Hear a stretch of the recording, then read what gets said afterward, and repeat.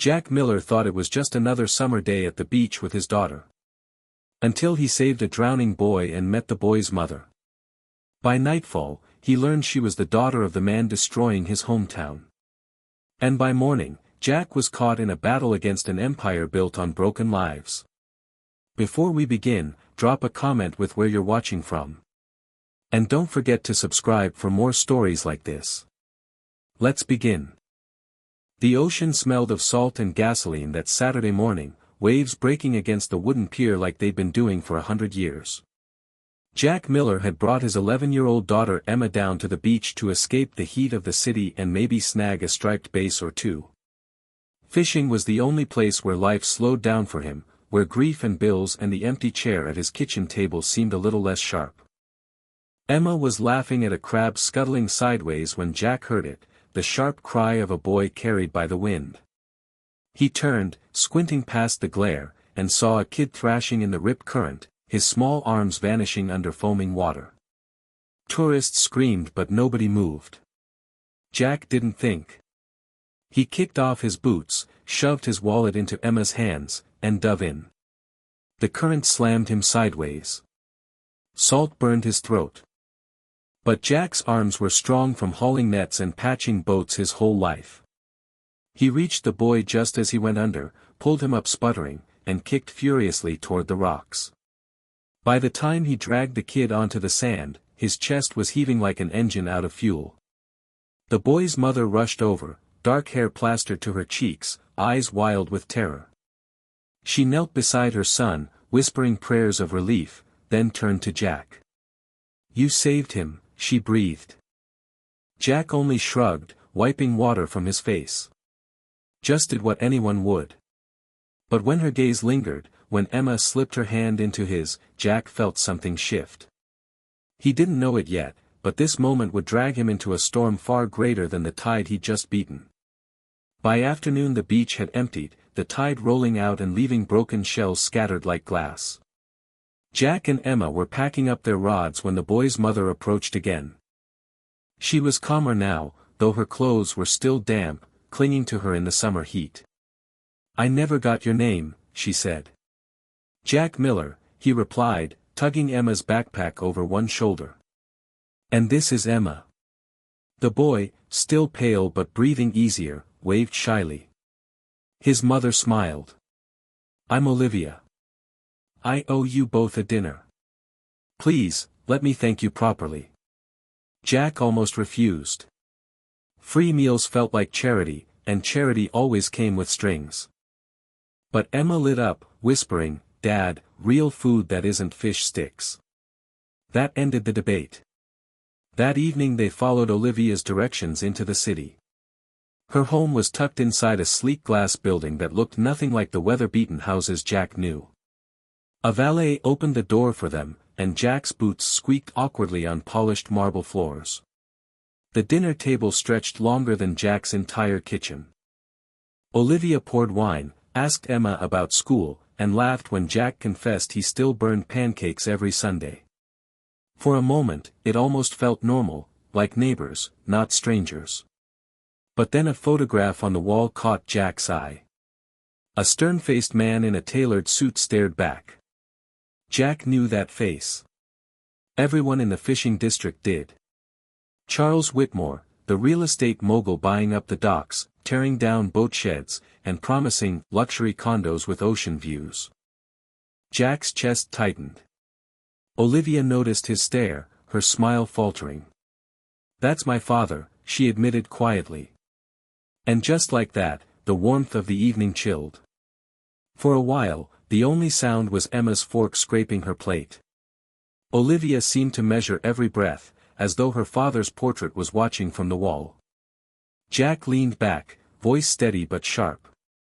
"That man's been bleeding my neighbors dry for years. You expect me to eat under his roof?" Olivia's shoulders stiffened, then softened. "I don't expect you to like him.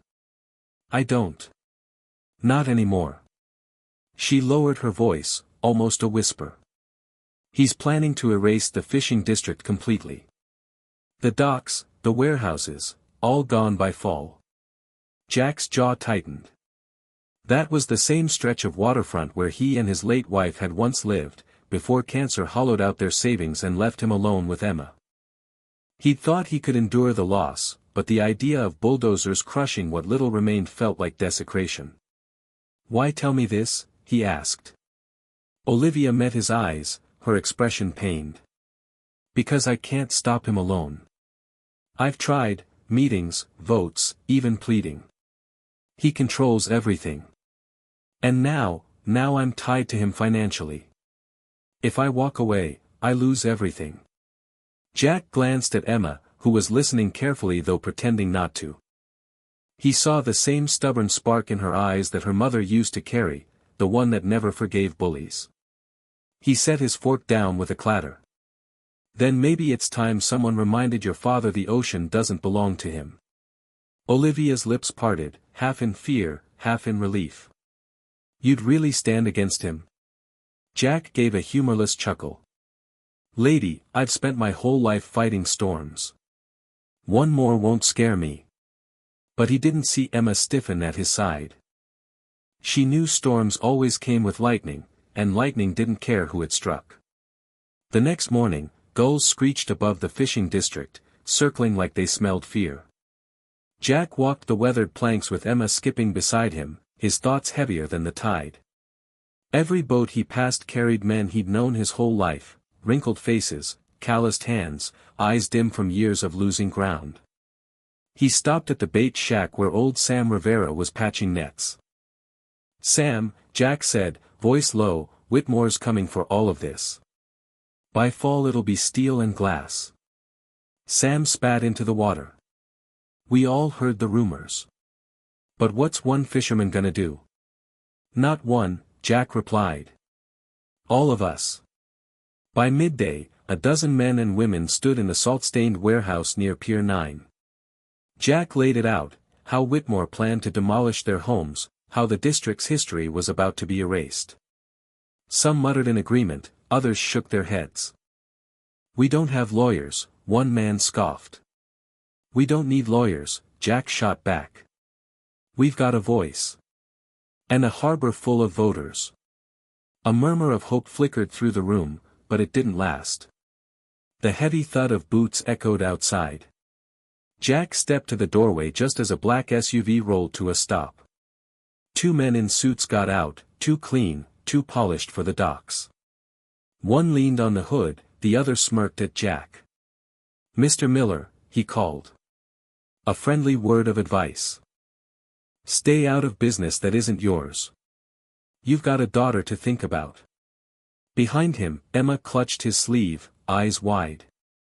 The men got back into the SUV, leaving the smell of gasoline and threat in their wake. Jack stood frozen, fury rising in his chest. The fight had barely started, and already the shadows of Whitmore's empire were circling. That night, Jack couldn't shake the feeling that trouble was circling closer. He checked the locks twice before finally settling Emma on the couch with a blanket. But she wasn't the only one in his care now. Olivia had asked if she could stay for a few nights, her son, Noah, curled up asleep on a spare mattress in Emma's room. Jack hadn't expected her to come with a child. It changed everything. Seeing Noah's sneakers lined up beside Emma's by the door made the fight feel less like principle and more like survival. On the balcony, Jack stared out at the harbor lights, a beer sweating in his hand. He thought of Emma's late mother, of how she'd loved the fishing district. Now, Whitmore wanted to bulldoze it, erase the only traces of her left.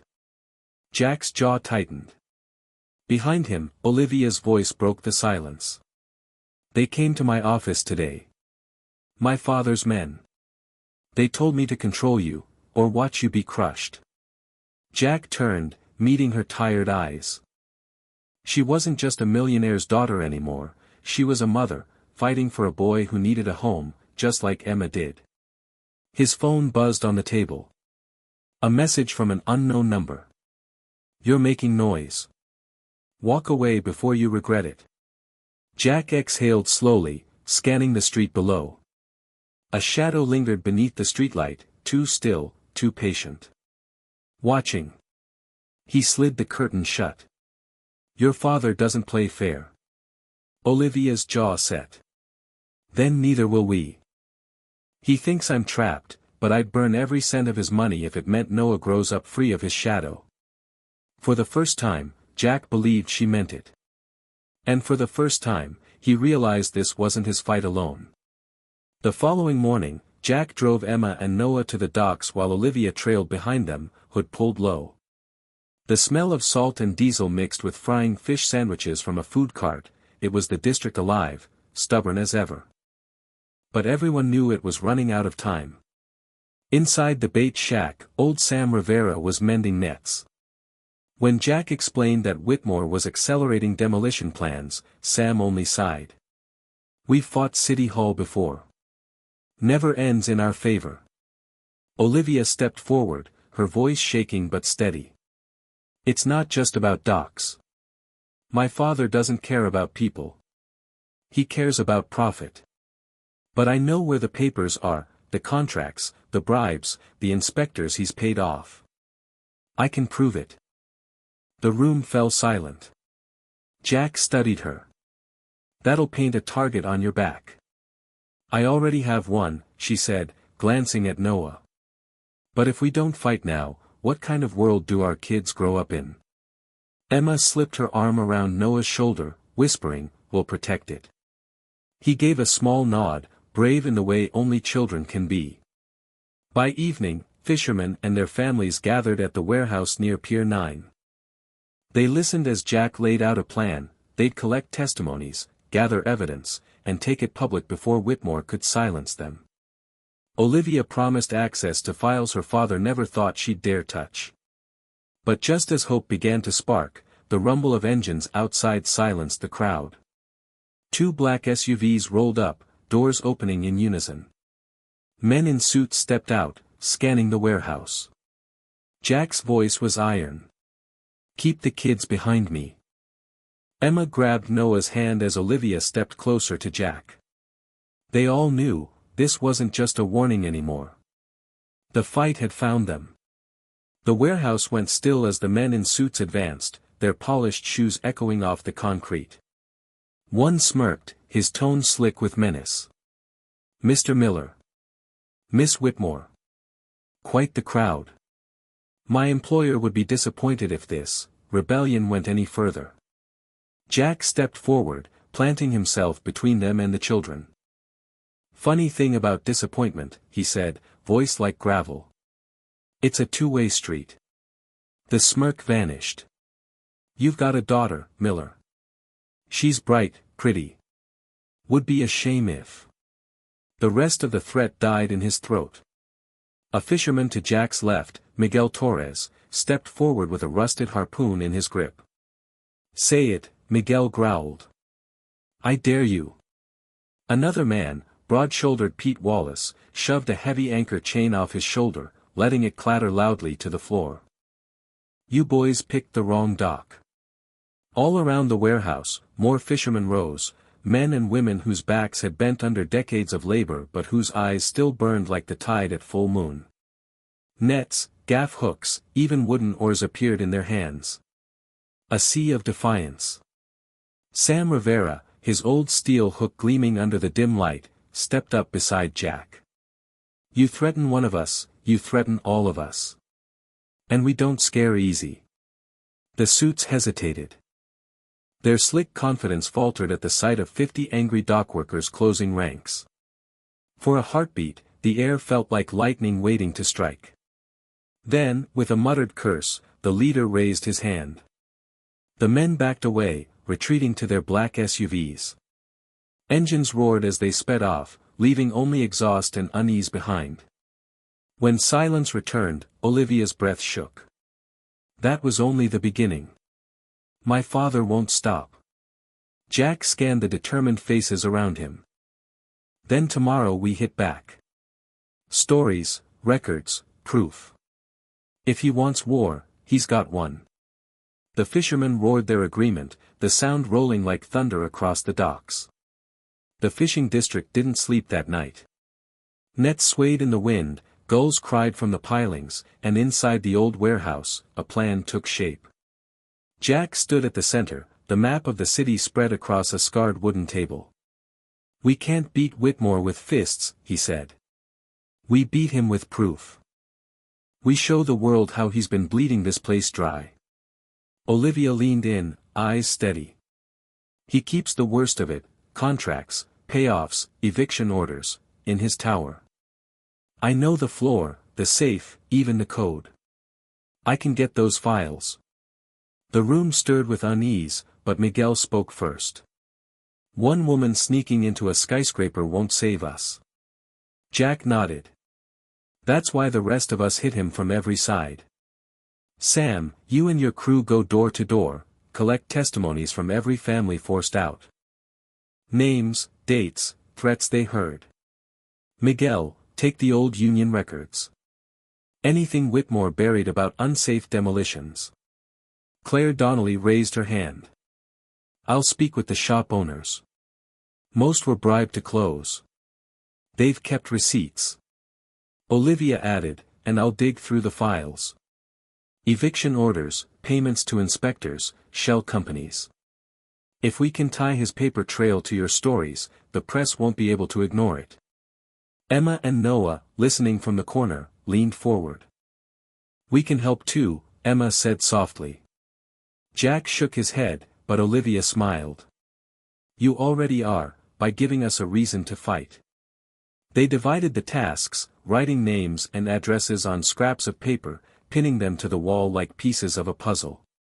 It looked messy, but to Jack it was a net they'd cast wide enough to catch even a man like Whitmore. When they finished, the fishermen stood straighter. For the first time in years, they weren't just defending their homes. They were going on the offensive.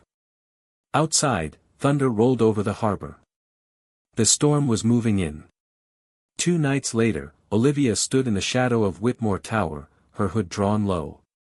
The skyscraper glowed like a lighthouse of glass and steel, but to her it felt more like a fortress built on bones.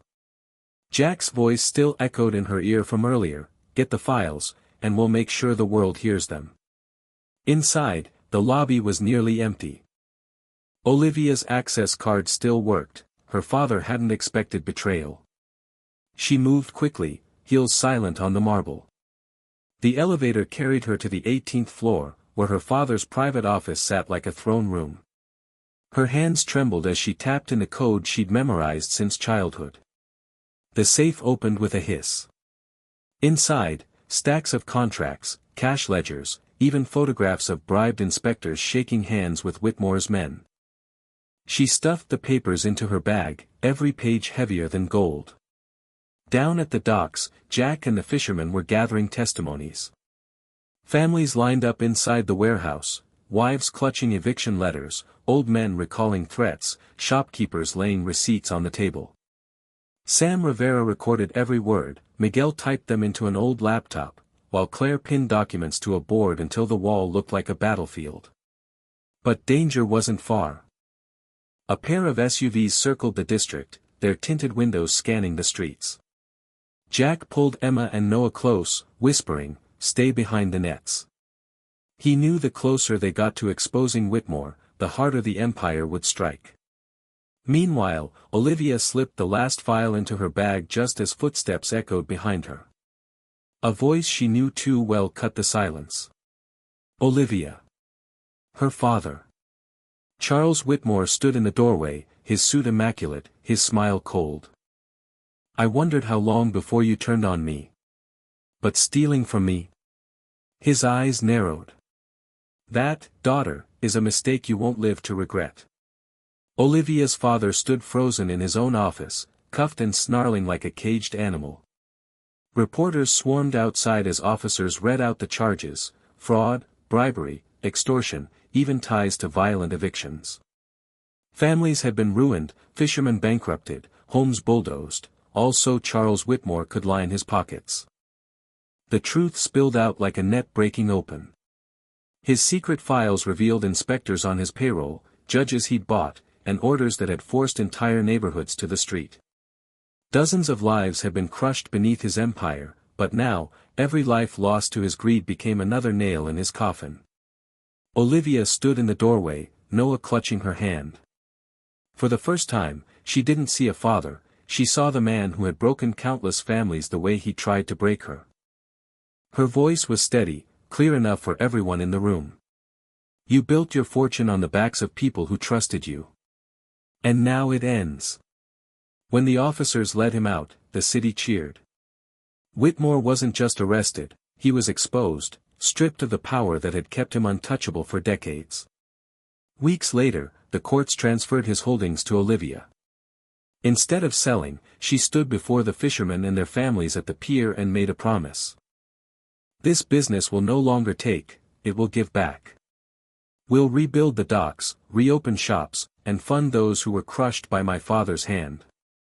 The crowd erupted, hardened men wiping tears from their weathered cheeks. For the first time in years, hope was louder than fear. Jack stood at her side, Emma and Noah chasing gulls along the planks. Together they began more than a partnership, they built a family. Olivia used her inheritance to restore lives her father had shattered, while Jack and the fishermen guided her in rebuilding the industry with honesty at its core. It wasn't just about business anymore. It was about giving people their dignity back. And as the sun set over the water, Jack slipped his arm around Olivia, whispering, "This time, the city belongs to the people." She smiled, leaning against him. "And we'll make sure it always does." The gulls cried overhead, children laughed on the pier, and the fishing district thrummed with life again, stronger than Whitmore had ever imagined, reborn through the hands of those who refused to be broken. Thanks for watching, like and subscribe for more stories that stay with you.